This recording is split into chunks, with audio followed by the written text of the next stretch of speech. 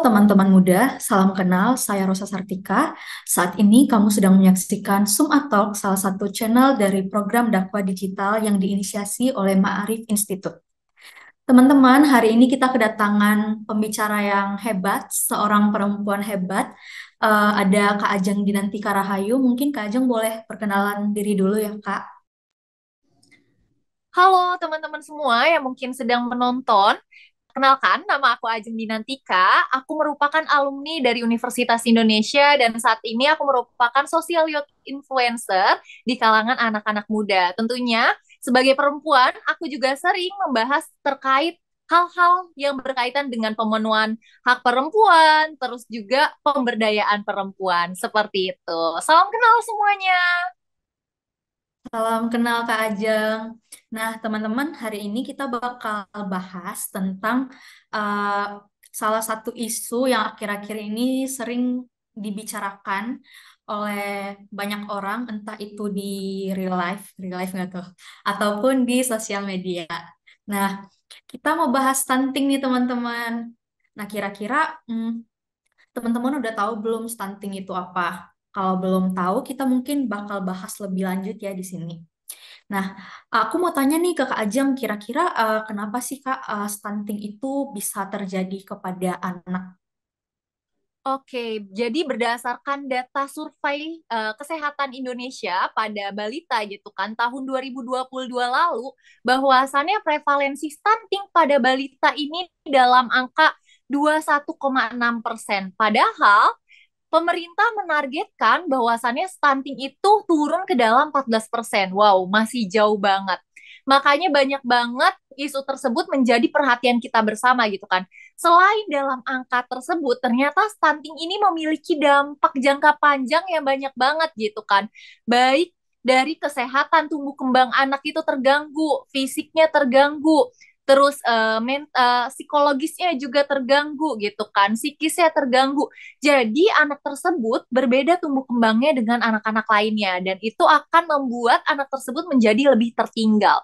Dan ini kalau dilihat jangka panjangnya itu akan berbahaya sekali gitu kan karena sebenarnya stunting ini kalau anaknya udah terlanjur stunting itu sulit untuk diobati, tetapi sebenarnya bisa loh dicegah seperti itu. Oh, jadi stunting itu lebih ke masalah gizi ya Kak sebenarnya? Iya, betul banget. Jadi permasalahan gizi, kekurangan gizi kronis, khususnya dalam 1.000 hari pertama kehidupan dari balita. Jadi karena masalah gizi itu, eh, kenapa sih kira-kira menjadi isu yang sangat penting begitu? Padahal kan masih ada isu yang lebih penting lainnya, tapi kenapa pemerintah lebih eh, memperhatikan stunting ini sebagai sebuah isu yang besar yang harus ditangani seperti itu? Oke, baik. Jadi kalau kita melihat dalam jangka panjang gitu kan, kita pengen memajukan Indonesia menjadi Indonesia emas gitu. Tetapi bagaimana nih generasi-generasi penerusnya gitu?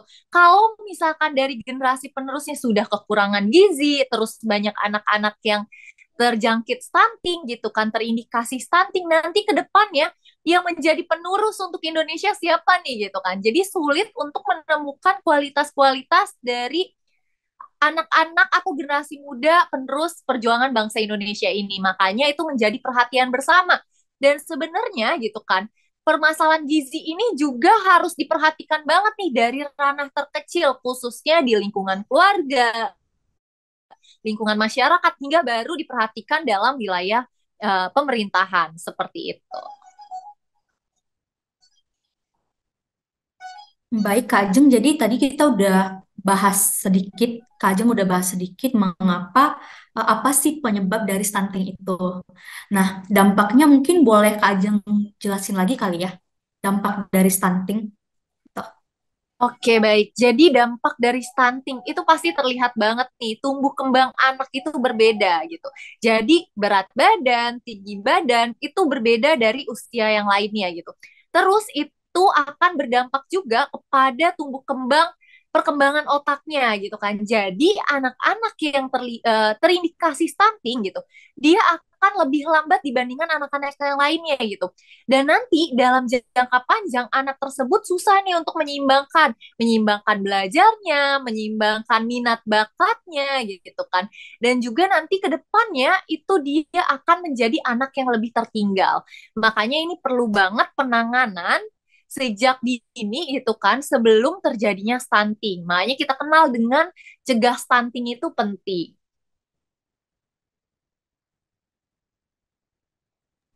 Iya benar banget Kak Ajeng. Jadi teman-teman stunting itu selain tadi kita udah dengar apa penyebabnya, dampaknya juga ada banyak sekali dan itu sebenarnya akan merugikan negara kita seperti itu ya Kak.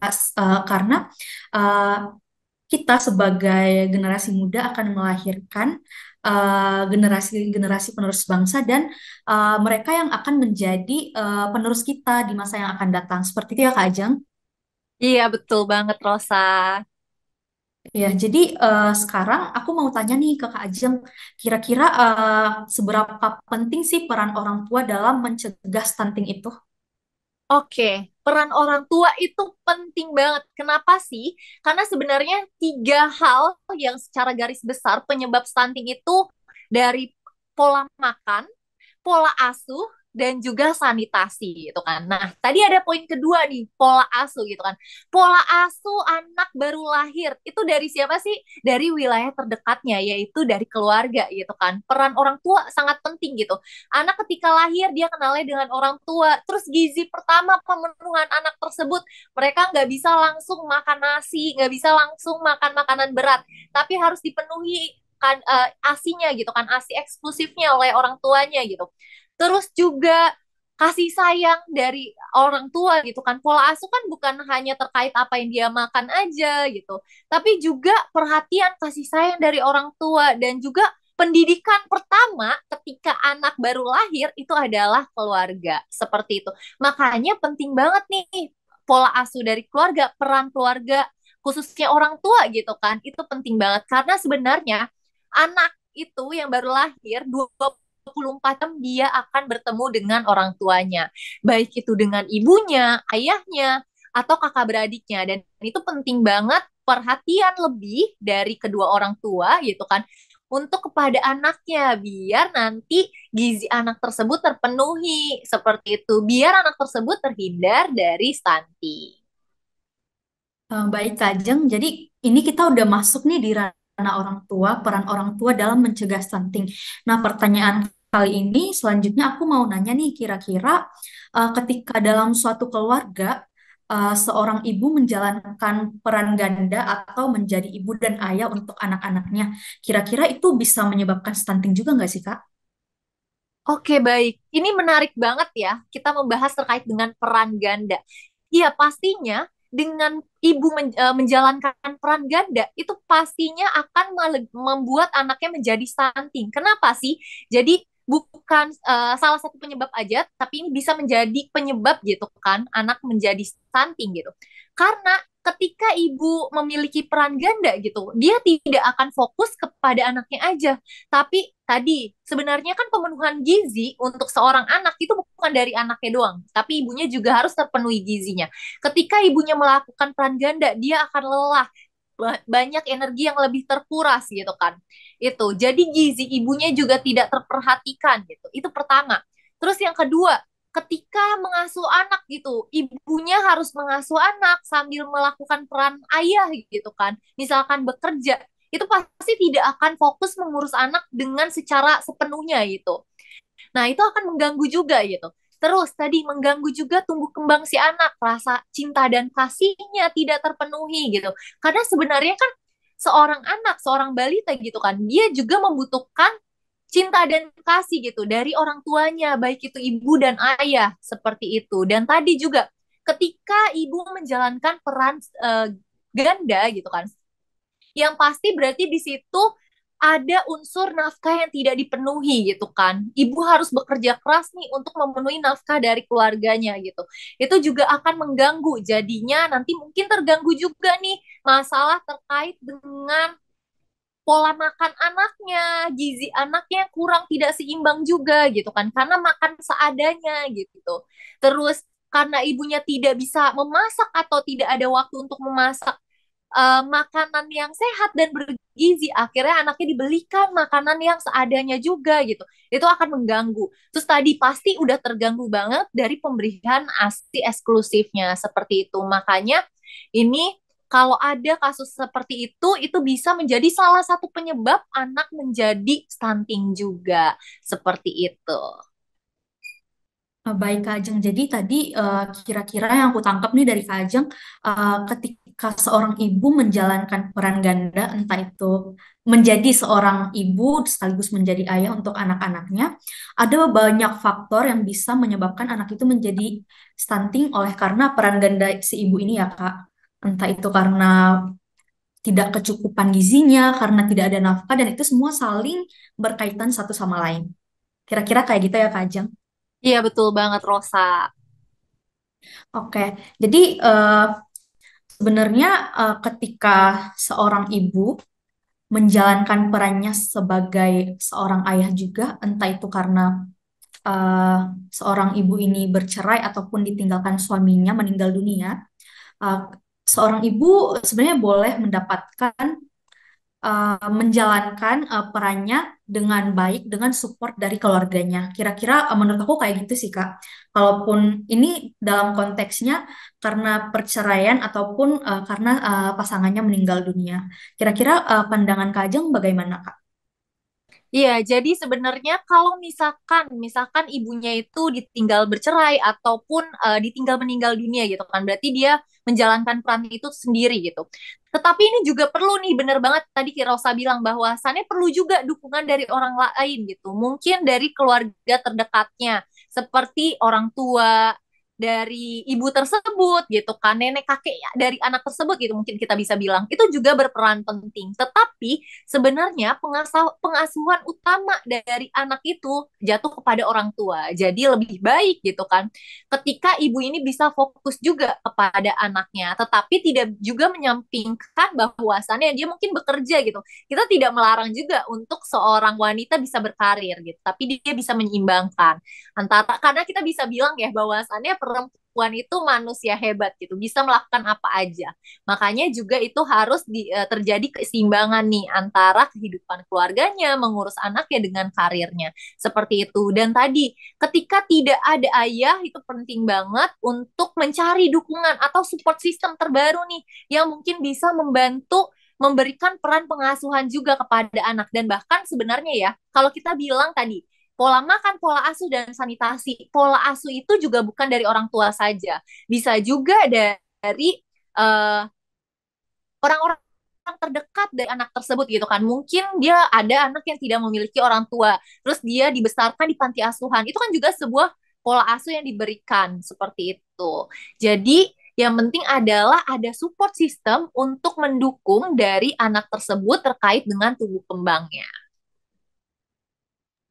Baik Kak Ajeng, jadi ketika seorang wanita sebagai ibu sekaligus berkarir pun akan lebih mudah menjalankan pekerjaan rumah tangganya dalam hal ini membayar berbagai tagihan. Jadi seperti yang kita tahu, kalau kita berkeluarga itu ada banyak sekali pengeluaran ya Kak. Jadi ada tagihan listrik bulanan, tagihan internet, wifi. Terus itu bisa nih kita bayar menggunakan postpay begitu Kak. Akan lebih memudahkan untuk ibu menjalankan karirnya dan juga sebagai ibu dan memudahkan pembayaran itu melalui postpay seperti itu Kak Ajeng. Wow, ternyata ada hal seperti itu ya yang memudahkan banget nih. Kadang nih emang ya ibu-ibu ini yang udah harus mengasuh anak, terus juga dia harus bekerja, dia suka lupa tuh buat bayar listrik. Tiba-tiba listriknya mati, kehabisan pulsa gitu misalnya. Oh, jadi bisa dibayar pakai postpay ya. Postpay ini dari Iya, mana ya, Kak ya? dari Wow, berarti ini keren banget ya. Tentunya aman dong ya, karena kita tahu bersama bahwa Pos Indonesia ini sudah berjalan di Indonesia udah cukup lama banget dan sangat terkenal. iya dan juga dari BUMN pastinya dan udah terpercaya banget. Ya, Mantap, gitu. boleh banget nih nanti dicoba lah. Jadi kita sebagai perempuan nih yang menjalankan berbagai peran nggak perlu lupa untuk membayar-bayar karena sekarang udah ada yang mempermudahkan yaitu Postpay. Ya, bener banget Kak Ajeng. Nah, teman-teman tadi kita udah membahas beberapa hal, mulai dari stunting, apa penyebabnya, dampaknya, dan apa yang menjadi dampak ketika seorang ibu menjalankan peran ganda. Nah, Kak Ajeng, pertanyaan selanjutnya aku mau nanya nih, kira-kira pemerintah di Indonesia udah melakukan apa aja sih untuk pencegahan stunting ini? Oke, jadi peran pemerintah yang udah dilakukan itu sebenarnya banyak banget ya. Mulai dari yang terbawah gitu. Dia melakukan berbagai pencegahan seperti contohnya mengedukasi para masyarakat, yaitu mulai dari remaja yang diedukasi, lalu pasangan muda yang diedukasi dan pasangan yang memiliki balita gitu, biar dia mulai mengetahui bahwasannya pencegahan stunting ini penting gitu. Dan juga sekarang banyak banget program-program pemerintah yang juga berfokus pada remaja atau anak-anak muda nih sekarang gitu kan. Karena anak-anak muda ini nantinya bakal berkeluarga dong gitu kan. Jadi harus dipersiapkan kehidupan berkeluarganya biar nanti ketika mereka jadi orang tua udah menjadi orang tua yang siap gitu kan. Jadi pola makan, pola asuh dan sanitasi keluarganya akan terpenuhi banget gitu. Nah, salah satunya juga dengan melakukan pembagian tablet tambah darah juga gitu kan. Jadi sekarang banyak banget nih isu bahwasannya para perempuan gitu kan mengalami anemia, kekurangan darah gitu. Karena mungkin terlalu banyak aktivitas tapi kurang makan sayur, zat besinya rendah gitu kan. Akhirnya makanya diberilah tablet tambah darah biar nanti bisa mempersiapkan kehamilan dan kelahiran untuk anak yang sehat. Seperti itu. Jadi udah banyak banget yang dilakukan oleh pemerintah dan juga sekarang aku melihat nih pemerintah sangat memantau sekali kegiatan-kegiatan posyandu gitu kan. Tumbuh kembang anak tuh sangat diperhatikan sekali. Ketika ada anak nih yang tertinggal sedikit gitu, dia akan langsung diberikan perhatian lebih dengan memberikan uh, penunjang makan tambahan gitu kan. Ada biskuit, ada bubur misalkan, biar gizi si anak tersebut terpenuhi kembali. Seperti itu. Dan juga sekarang banyak banget uh, para pemerintah juga melakukan pengembangan gitu kan terbaik kepada orang-orang muda gitu, orang tua muda lebih tepatnya gitu yang memiliki anak balita biar bagaimana sih cara mengasuh yang baik gitu. Dan sekarang udah nggak berfokus nih bahwasannya kalau dulu kita sering dengar bahwa ah anak nih gizinya buruk salah ibunya gitu. Sekarang udah enggak karena kalau bahas gizi anak itu akan berfokus juga kepada dua orang tua. Makanya pemerintah juga memfokuskan untuk meningkatkan peran si ibu dan juga peran si ayah gitu. Biar nanti bisa menciptakan nih generasi yang sehat, cerdas gitu untuk Indonesia yang lebih maju. Baik, Kak Ajeng. Jadi bisa kita dengarkan ya teman-teman, sudah banyak sekali upaya yang dilakukan oleh pemerintah kita di Indonesia untuk pencegahan stunting ini. Terutama untuk kemarin ada ini nggak sih Kak, targetnya di tahun 2024 ada berapa gitu aku lupa.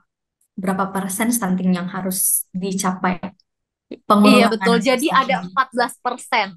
14%. 14% untuk di tahun 2024. Dan sekarang 2022 kemarin masih 21,6%. Wow, masih jauh banget nih harus turun. Tinggi banget. Kurang lebih iya 7%. Makanya ini menjadi perhatian bersama banget. Nah, teman-teman, karena angka stunting sampai sekarang ini masih sangat tinggi, mari kita sama-sama sebagai generasi muda mempersiapkan kehidupan kita nih untuk di masa yang akan datang ketika kita hidup berkeluarga, kita bisa melahirkan generasi anak yang tidak stunting. Karena stunting itu nggak bisa ditahu ketika kita hamil nggak sih, Kak? Iya, nggak tahu. Jadi memang pas anak itu lahir, terus 1.000 hari pertama kehidupannya baru tuh terukur tumbuh kembang anak tersebut. Seperti itu. Ya, jadi untuk yang terakhir nih Kak, aku mau dong Kak Ajan memberikan pesan kepada teman-teman muda di luar sana. Pesan dari Kak Ajeng kira-kira seperti apa sih untuk mencegah stunting? Oke, jadi para teman-teman muda nih penting banget kita untuk mengetahui gitu kan peranan kita sebagai anak muda untuk pencegahan stunting? Sebenarnya bisa dimulai dari diri sendiri dengan teman-teman mempersiapkan pola hidup bersih dan sehatnya gitu biar bisa menjadi orang yang sehat nih ketika nanti sudah berkeluarga. Jadi sudah siap fisiknya seperti itu. Selain itu, nanti ketika teman-teman sudah siap untuk berkeluarga, itu juga harus dilihat dari berbagai dimensi.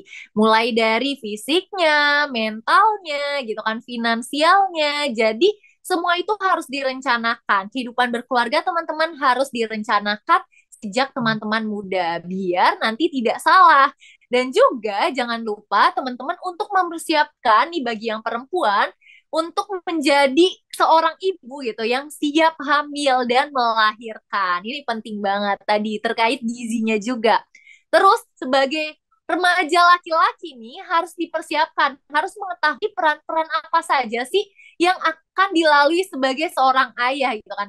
Sebenarnya bukan hanya memenuhi kebutuhan pokok aja, sandang pangan papan gitu kan, tetapi juga harus memenuhi komunikasi dengan anak gitu kan, cinta dan kasihnya dengan anak seperti itu. Jadi teman-teman semua, ayo mulai kita mempersiapkan diri dengan perencanaan yang baik selagi masih muda untuk menciptakan keluarga yang lebih baik dan juga mencegah terjadinya stunting kepada anak-anak kita dan penerus bangsa kita nantinya. Baik, Kak Ajeng, terima kasih banyak sudah memberikan kita-kita ini pesan yang sangat, apa ya, buat aku itu sangat berarti, sangat penting karena aku pun sebagai generasi muda sangat-sangat ingin mempersiapkan kehidupan aku selanjutnya begitu. Jadi teman-teman di luar sana jangan lupa untuk selalu menjaga kesehatan, menjaga gizi sekalian sehingga kita bisa melahirkan anak yang tidak stunting. Yuk teman-teman kita cegah stunting. Gitu deh. Mantap, betul banget. Oke, Kak Ajeng, terima kasih banyak. Teman-teman, terima kasih juga sudah menonton Sumpa Talk hari ini dan sampai jumpa di episode selanjutnya. Bye-bye.